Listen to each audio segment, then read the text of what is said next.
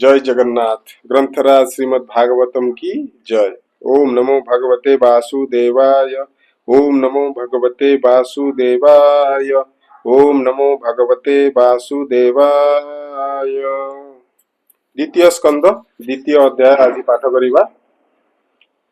भगवान को स्थूल और सूक्ष्म स्वरूपर धारणा तथा क्रम मुक्ति और सद्य मुक्तिर वर्णना। स्थूल धारणे मन जिणी विष्णुर सूक्ष्म रूपे पुणी केमंत धारणा करिब द्वितीय अध्याय प्रस्ताव। श्री शुक उवाच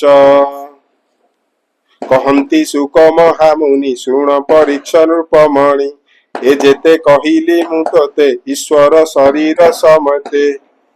ए स्थूल देहे मन धरी सुबुद्धि बळे यत्न करी से हरि अंतर बाहरे आनके अछि ये संसारे से सर्वबुद्धि अनुभूति स्वप्न जाग्रत मध्य स्थिति सत्य आनंद जल निधि भक्त जनक सर्वसिद्धि जहार तहु ए जगत आत्मार संगे उदे अस्त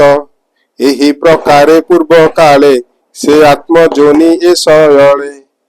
आत्मस्मरणे बुद्धि बळे सर्जिला ए विश्व मंडले पूर्वे जे मंते थिला विधि तेने धारणा बळे साधी आत्मा को पाली पूर्ण हरे बणिज्य जेन्हे बणिजारे शबद ब्रह्मर ए पथ जे मार्गे जीव आत जात पड़ी भ्रमई अध ऊर्ध्वे किछि न लभे पाद पदे पड़ी भ्रमई अध ऊर्ध्वे किछि न लभे लाभ पदे बासना मायामय जाने न बुझी निरते भ्रमणे ताहांक मध्य जे सुबुद्धि जाने बेपार सदबुद्धि विचार करे मायाग्रस्ते मुहि भ्रमई किस अर्थे श्रम लभई आत जाते लाभ न मिले मोरो हस्ते एणु ए पथ श्रम तेजी जे प्राणी आत्मा लाभ खोजी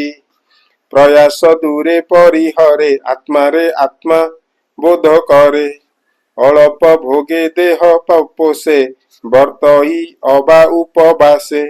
थाउए वसुंधरी अंक सुवर्ण पलंके की सुख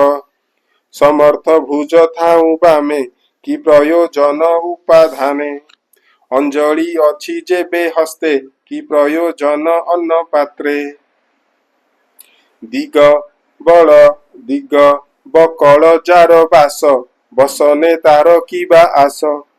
चिराणी वस्त्र पथे देखी तार ग्रहणे हंती सुखी फल पुरीछि वृक्षे बने की प्रयोजन भिक्षा अन्ने थाउ निर्झर नदी जले की प्रयोजन कमंडले पर्वत गुहा तृणे बेढ़ी से थाउ गृह किंपा लोढ़ी हेमंत भावे कृष्ण पादे जे प्राणी भजंती आनंदे ताहांक रक्षण उपाय करंती प्रभु देवराय से किंपा धन गर्भी लोके क्षणे भजिबे आत्म सुखे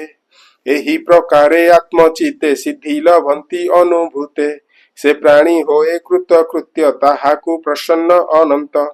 एणु नियत आत्मा जोगे भजीव कृष्ण पाद जुगे मु तोते कहिली विश्वासे एणे संसार हेतु नासे ए भाव अनादर करी संसार चिंता चित्ते धरी पशुंक प्राय तांक गति ए माया संसारे भ्रमंती देख संसारे प्राणी जेते जंत्रित कर्मर आयते बैतरणी नामे नदी जातना मध्य से प्रसिद्धि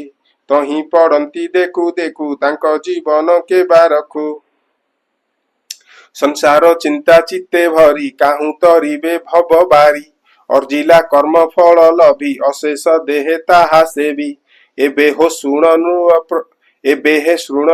नृपमणि जेणे संसारु तरे प्राणी के अबा ए नर शरीरे धारणा जोगे निर्विकारे स्वदेहे हृदय प्रकाशे से हरि घोरोतम नाशे प्रादेश मात्र देह धरी विजये प्रभु नर हरि सूक्ष्म स्वरूप रूप तार शुण सुमने कुरु वीर श्याम सुंदर भुजे चारी शंख कमल गदा अरी धारणा जोगे एहा चिंती निश्चल नयने देखंती प्रसन्न श्रीमुख मंडल लोचन अमल कमल कदम्ब कंद कदम्ब निंजल सु कदम्ब निंजल सुरंगे पीतवसन सोहे अंगे सुवर्ण किरीट कुंडल सुंदर अकाल कपोल अमूल्य हार वक्ष स्थले रत्न केयूर बाहु मूले हृदय पद्म मध्ये स्मरी जे पाद ध्याये ब्रह्मचारी से पाद लक्ष्मी चिन्हित से पाद लक्ष्मी रे चिन्हित दिशई अत्यंत शोभित श्रीवक्षे कौस्तुभमणि सुवर्ण सूत्रे सुखमणि सुखंजणि आजानुलंबे वनमाले स्कंदुबेष्टित वक्षस्थले रत्न मेखला कटी माझे अंगुष्ठे मुद्रिका विराजे अंगद अंगद नुपुर कंकण विविध अंग आभरण अमल पुष्प शिरे सोहे नीलकुंतल जन मोहे सुंदर हृषित बदन अंजन विराजे नयन भ्रुभंग अनुग्रह मुख भ्रुकुटी कुटिल सुरेख अनेक अनुग्रह जहि संचित होई अछि रही हेमंत ईश्वर देह चित्ते चिंतीव चिंतामय जावत धारणार बले मन न रहे सुनिश्चले तावत एक एक अंगे नित्य भाविव बुद्धि जोगे हासवदनुपाद जाए भाविव विष्णु स्थूल देहे स्थान कु स्थान ध्यान करी छाड़िब अपर आबोरी जावत बुद्धि ए शरीरे परमे भक्ति न विचारे जावत आपणा हृदये न देखी भक्तिर उदये तावत स्थूल रूप चिन्हि चित्ते स्मरिब नीति नीति बसिब कर्म अवसाने स्थूल शरीर जोग ध्याने हेमंत करिब धारण जावत न लभे मरण हेमंत जोगी ए देह को जेबे इच्छिब छाड़िबाकू पवित्र देश किबा काल मनरे न करी विचार जोग साधने पांच प्राण साधिब समाधि धारण आसन प्रत्याहार बले मन को स्थापिब निश्चले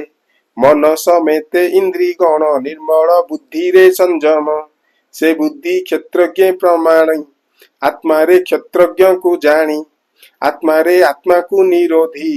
एमंते जे जन सुबुद्धि आत्मार लाभ लाभे हेले कर्म छाड़िब तेते बेले ए भावे जीवर निस्तार कालर नाही अधिकार देबे न पारे ताते तारे चिंचारे हिंसी त्रिगुणे न पारंती पसी इंद्रिय गणे अगोचर जहि महत तत्व दूर देबे न पांति जहा चिन्नी न जाणु बोलंती दुरात्मा भाव परिहरी सुहृद भाव चित्ते धरी जे अटे वैष्णवर धाम परम पद जार नाम से पद हृदय धरती सर्वत्र श्रेष्ठ मने चिंती ए रूपे साधी मुनि जन परम पदे करे स्थान विषय वासना को हेले विनाशी शास्त्र विचारे जेबे ता देह त्यागे मन तेबे साधिव दृढ़ासन वाम चरण पक्ष भाग तेणे निरोधी मूलाधार मूल पवन रुद्धे तोजी नाभि पवन संगे मिले बेनी पवन मुनि पुणी बेनी पवन मुनि बेनी पवन पुणी बले स्थापिब हृदय कमले तहि तोड़िब तिनि प्राण कंठे जे बसई उदान ब्यान पवन तार तुले धरी स्थापिब तालु मूले तहु कुंभक साध्य करी प्राण को भूमंडले भरी निरोध करी सप्तद्वार स्मरण करिब ओंकार जेबे भोगरे मन नाही मुहूर्त अर्ध तहि रही नियत थाई जोगो बंधे तेबे स्थापिब ब्रह्मरंध्रे निश्चल जोगो दृढ़े साधी तक्षणे ब्रह्मरंध्र भेदी परम पदे तार गति देह इंद्रिय पाशोरंती ब्रह्मर ब्रह्मलोके स्थिति से स्थान भोगो जेबा चिंती गुण समूहे अष्टनिधि जेबा बांछई सर्वसिधि मन इंद्रिय गण मेले तक्षणे से लोक करे मेले जोगेश्वरंक एहु गति परम पुरुषे बोलंती एमंत तीनी लोक जानी शुण कहिबा परिमाणी जे कर्म साधे कर्म कांडे से काहि जीव ऊर्ध दांडे जे बाल भीव भक्ति भावे समाधि विद्या तप जोगे जे ब्रह्म लोक मने करे प्रथमे अग्नि आशा करे सुषुम्ना रंध्रे ब्रह्म पदे ज्योति प्रकाशे ऊर्ध गते विधुक कल्वश शरीर से चक्रे स्थित शिशु मार से शिशु मार चक्र सार से चक्र तले ध्रुवपुर विश्वर नाभि से बोलाई आत्मा स्वरूपे तहु जाई प्रवेश परम स्वरूपे ब्रह्म निर्वाण महर लोके अल्प आयुष देव गणे जहि रमंती अनुक्षणे से पुणी कल्पक्षय काले अनंत निश्वास अनळे दहन देखी अंतरिक्षे अनंत शयने प्रत्यक्षे सिद्धेश्वरंक स्थाने पसे वेद जा ब्रह्म लोक घोषे बेनी पदार्थ जहि गणी से ब्रह्म लोको परिमाणी संसार कर्ता जे बोलांती से ब्रह्मा ब्रह्म लोके स्थिति से पूरे नाही दुख शोक जरा मरण उदवेग चित्त अनर्थ हेतु काहि जन्म मरण भय नाही केते हैं काले से भुवने थाई चिंतई अवधाने पृथ्वी रूपे लिंग देहे से पुणी विहरे निर्भये पृथ्वी रूपे जले जाई जे इष्ट भोगता भुंजई अनल मध्य ताहु स्थिति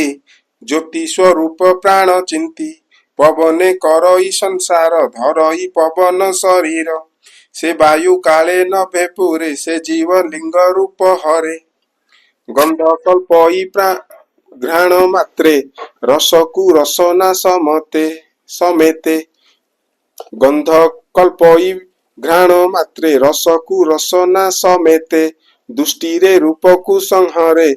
तत्वकु स्पर्शरे संहरे त्वककु स्पर्शरे संहरे आकाश गुण करने भरी ए रूपे प्राण सूक्ष्मे धरी बुद्धि इंद्रिय भाव एणे पंचतंत्रांत्रे परिमाणे ए अहंकारे तीनी गुण बुद्धि इंद्रिय रज ज्ञान पंच विकार पंच देवा मन समेते करी सेवा ए पंच देवता समते सूक्ष्म स्वरूपे महत्वते से तत्व गुणर संस्थान प्रधान देहे होए लीन से नित्य शांति सनातने